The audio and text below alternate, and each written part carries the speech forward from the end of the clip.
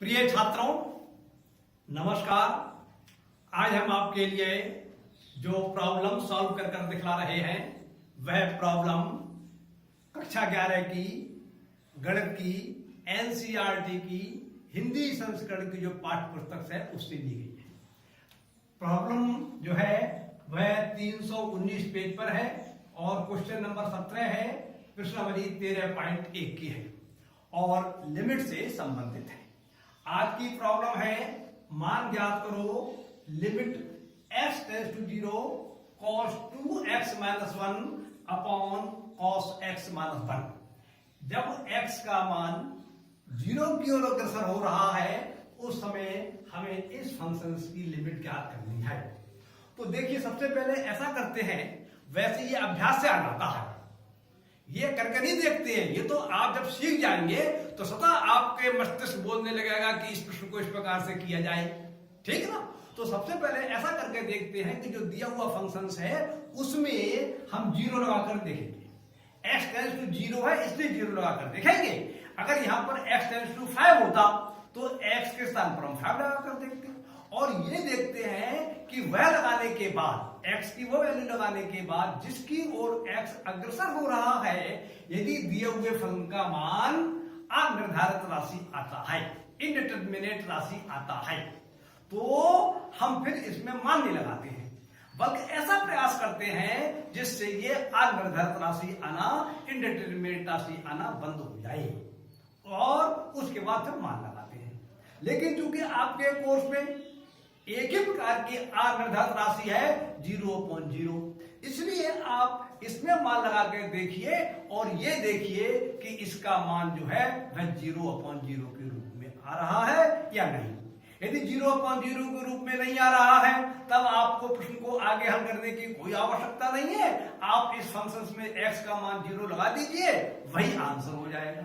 लेकिन यदि x का मान 0 लगाने के बाद इस फंक्शंस का मान 0/0 के रूप में आने लगे तो इसका मतलब यह है कि इस फंक्शंस में किसी प्रकार से कुछ परिवर्तन करने के बाद ऐसा रूप लाएंगे जिससे x का मान 0 लगाने के बाद इस फंक्शंस का मान अनिर्धारित आना बंद हो जाए। जब ऐसा हो जाएगा तभी फिर हम x का मान लगा देंगे और वही हमारी इसकी लिमिट होगी। एक बात। दूसरी बात यह है, कोई भी प्रॉब्लम जो है ये जरूरी नहीं है कि जिस प्रकार से मैं आपको समझा रहा हूं आप उसी प्रकार से करें या उसी प्रकार से वह प्रॉब्लम सॉल्व होगी। ये प्रॉब्लम जो है कई प्रकार से सॉल्व हो सकती है। जो मैंने अच्छा समझा वो आपको बता रहा, ठीक है ना। तो सबसे पहले हम इस फंक्शन में x का मान 0 लगाकर देख रहे हैं। ये लगाने की आवश्यकता नहीं है, ये तो आप जब सीख जाएंगे तो स्वयं आप तुरंत 1 सेकंड के अंदर मालूम कर लेंगे कि ये इसका मान 0/0 के रूप में आएगा नहीं आएगा, ठीक है ना। तो हम 0/0 के रूप में लगाकर 0 का मान लगाकर x के स्थान पर 0 लगाकर देख रहे हैं और फिर ये देखेंगे कि इसका मान 0/0 के रूप में आ रहा है नहीं आ रहा है या अनिर्धारित राशि आ रही है नहीं आ रही है। तो हमने यहां पे लगाया cos 2 × 0 - 1 अपॉन cos 0 - 1 और हर में जो cos 0 है उसका मान 1 होगा, तो हर में तो आपको प्राप्त हो जाएगा 1 - 1 और अंश में जो है वह 2 × 0 है, उसका मान 0 प्राप्त होगा, तो अंश में आपको प्राप्त हो जाएगा cos 0 - 1 और जैसा कि आप जानते हैं cos 0 का मान 1 होता है, तो अंश में फिर आप इस cos 0 के स्थान पर 1 लगाएंगे तो अंश में प्राप्त हो जाएगा 1 - 1 और हर में भी आपको प्राप्त हो गया 1 - 1। तो आप ऐसा नहीं कर सकते कि इसको इसे काट के आप 1 ला दें, ऐसा नहीं कर सकते हैं। आपको इसको सॉल्व करना पड़ेगा अंश को, और अंश को सॉल्व करने के बाद आपका आ रहा है 0 और हर को सॉल्व करा तो हर का मान भी 0 आ रहा है। इसका मतलब ये हुआ कि इस फंक्शंस में जिसकी हमें लिमिट निकालनी है when x टेंड्स टू 0 उसका मान x बराबर 0 लगाने के बाद 0/0 के रूप में आ रहा है, अर्थात अनिर्धारित राशि आ रही है, इसलिए हम इसमें तुरंत ही मान नहीं लगा सकते। अब हमारा प्रयास ये रहेगा कि गणित के नियमों के आधार पर, सिद्धांतों के आधार पर इस फंक्शंस का रूप इस प्रकार से परिवर्तित कर दिया जाए कि उसमें x का मान 0 लगाने के बाद 0/0 के रूप में ना आए। तो इसके लिए अंश में तो हमारा एक सूत्र है cos 2x बराबर होता है 1 - 2 sin² x और यह भी सूत्र होता है कॉस स्क्वायर एक्स माइनस 1, और ये भी सूत्र होता है cos square x minus sign square x. Cos 2a के 3 सूत्र होते हैं, लेकिन कौन सा सूत्र लगाया जाएगा, ये अभ्यास की बात होती है, ये प्रश्न आता है। तो यहां पर हम ये वाला सूत्र लगा रहे हैं। तो इस cos 2 के स्थान पर अंश में लगा देंगे हम 1 माइनस 2 साइन स्क्वायर एक्स, और माइनस का 1 ये आ जाएगा, और हर में cos x माइनस 1 वैसा का वैसा रहेगा, अंश में इससे ये कैंसिल हो जाएगा। तो हमें फल प्राप्त होता है limit minus 2 sine square x upon cos x minus 1।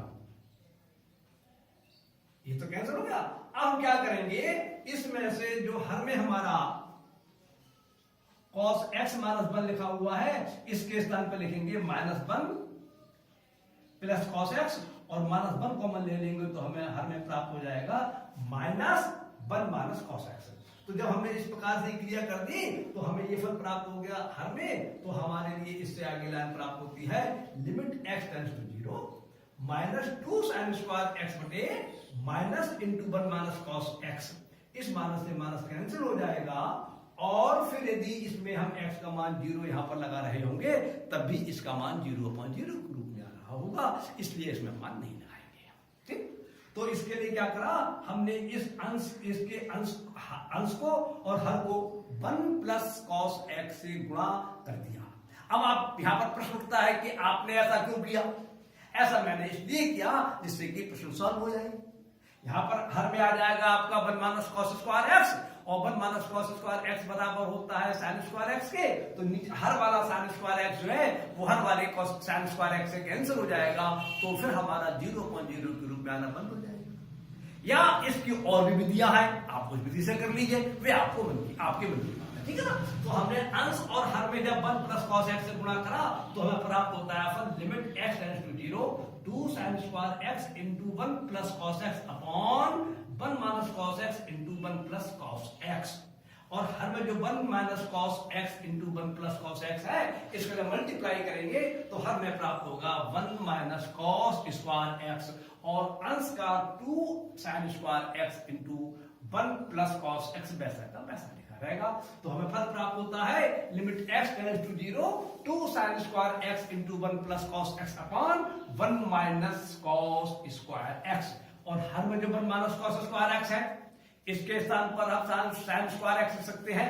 तो जब इसके स्थान पर हम साइन स्क्वायर एक्स लिख देंगे हर में, तो हमें फल प्राप्त होता है limit x tends to 0 2 sine square x into 1 plus cos x. हम देखते हैं अंश का साइन स्क्वायर एक्स और हर का साइन स्क्वायर एक्स कैंसिल हो सकता है सभी नियमों के आधार पर, इसलिए हम इसको कैंसिल कर दिया। तो हमें फल प्राप्त होता है limit x tends to 0 2 into 1 plus cos x. अब यहां पर हम जब x का मान 0 लगाकर देख रहे हैं तो हम देखते हैं कि इसका मान 0/0 के रूप में नहीं आएगा, या कोई अन्य निर्धारक राशि नहीं आएगी, इसलिए हम यहाँ पर x का मान 0 लगा सकते हैं। तो हम यहाँ पे जब आप x का मान 0 लगाएंगे तो फल प्राप्त होगा 2 इंटू 1 प्लस कॉस 0 अंश, और कॉस 0 अंश का मान होता है 1, या रेडियन कह लीजिए आप ये, क्योंकि कैलकुलस में जो है वो रेडियन में चलता है, अंश में प्रायः नहीं चलता है।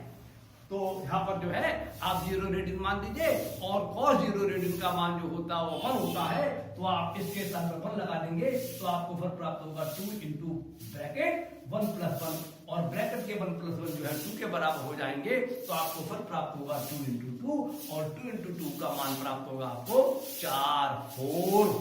इस प्रकार से इस फंक्शन की limit when x tends to 0 is equal to 4।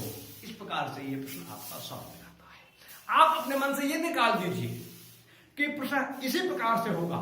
इस प्रश्न के करने की बहुत सी विधियां हैं, लेकिन जिस विधि से भी आप करें वह विधि सही होना चाहिए, आपको स्पष्ट होना चाहिए, रटिए मत। आप यदि प्रश्नों को रट के हल करते हैं तो उसकी आदत छोड़ दीजिए, आपके सभी प्रश्न सही आने लगेंगे, आपकी समझ में भी आने लगेगा। और जब तक आप प्रश्नों को रटेंगे तब तक आपको गणित सीखने में थोड़ी असुविधा होगी। इसलिए आपको मेरा परामर्श यह है, प्रश्नों को रटिए मत, सिद्धांतों को समझिए, नियमों को याद कीजिए, सूत्रों को याद कीजिए, आपके सभी प्रश्न सही जाएंगे। आपकी बात पूरी होती है। नमस्कार, धन्यवाद।